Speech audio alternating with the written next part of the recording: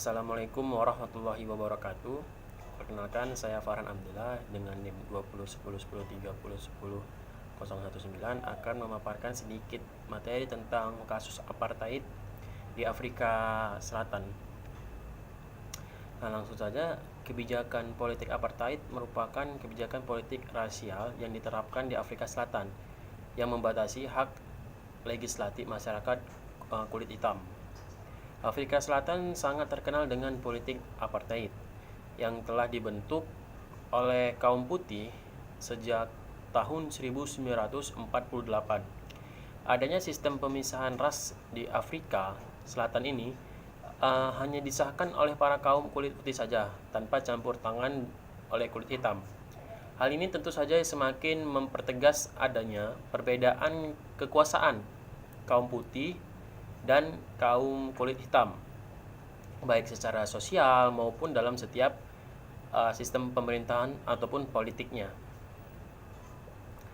Kemudian dalam sistem politik apartheid, penduduk dikelompokkan menjadi 4 kelompok dengan urutan tertentu, seperti kulit putih, kemudian kulit berwarna ataupun campuran, ataupun juga keturunan Asia, dan juga yang terakhir orang Bantu atau penduduk asli orang hitam. Tempat tinggal mereka dibeda-bedakan sesuai dengan pengelompokan ras yang ada. Orang-orang dengan kulit hitam banyak yang tinggal di daerah perbatasan timur Afrika Selatan, di mana sumber daya alamnya tidak banyak, sehingga tidak bisa memenuhi kebutuhan masyarakat di sana, terutama si kulit hitam. Berbeda dengan tempat tinggal kaum kulit hitam, orang-orang dengan kulit putih mendapat tempat tinggal yang luas dengan penduduk yang sangat sedikit. Mereka juga mempunyai sumber daya alam yang melimpah. Berbeda dengan daerah yang tadi, tempat tinggal si kaum kulit hitam.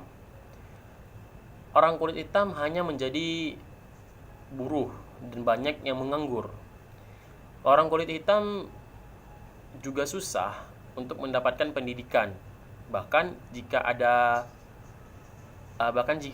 materi yang pelajarannya akan dibedakan dengan orang kulit putih. Jadi materi pembelajaran mereka berbeda dengan materi pembelajaran kulit putih. Begitu dalam hal pernikahan. Pernikahan beda ras begitu sangat dilarang bagi mereka.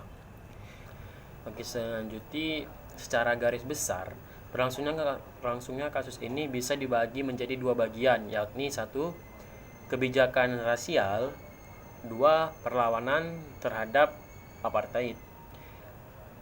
Dari segi kebijakan rasial, menurut Tony Bauman dalam bukunya, ia mengatakan setiap kelompok harus membangun dirinya secara terpisah dan harus mencapai otonomi daerahnya masing-masing.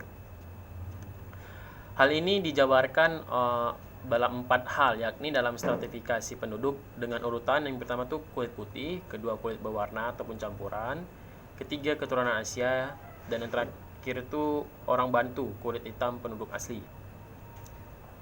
Kemudian dari segi perlawanan terhadap apartheidnya, awal mulanya ditandai dengan adanya gerakan massa demonstrasi nasional di tanggal 21 Maret 1960.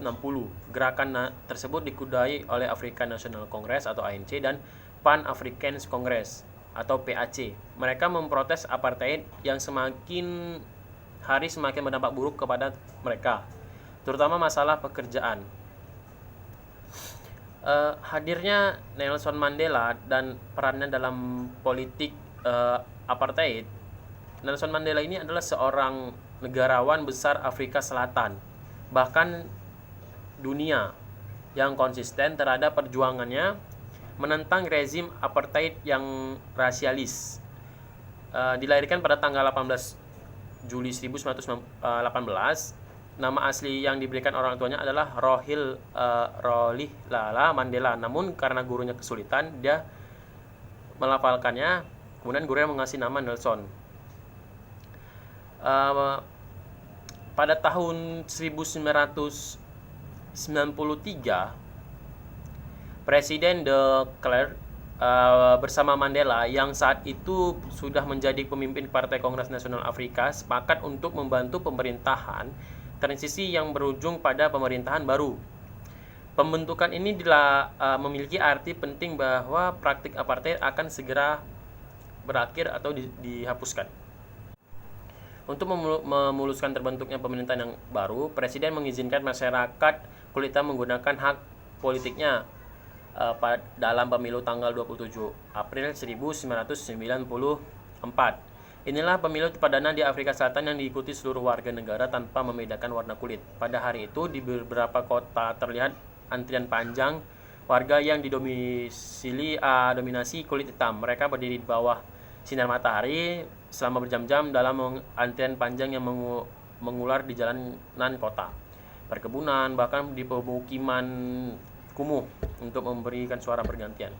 Pemilu yang diadakan selama 3 hari itu menandakan babak baru di kehidupan Afrika Selatan. Hal ini dipertegas usai Komite Pemilihan Independen menetapkan Partai Kongres Nasional Afrika menangi pemilu.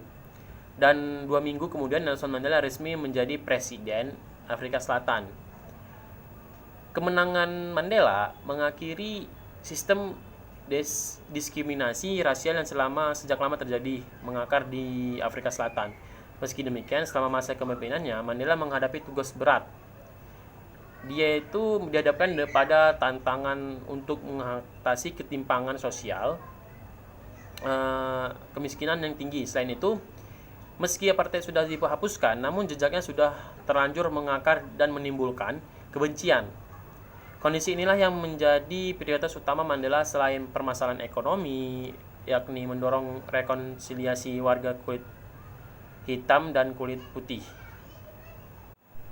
Singkatnya, Nelson Mandela ini berhasil menghapuskan apartheid, kemudian menjadi presiden dan menjalankan tugasnya dengan baik.